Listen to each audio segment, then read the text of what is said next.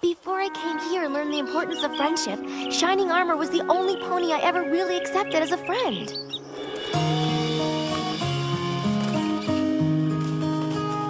When I was just a filly, I found it rather silly to see how many other ponies I could meet.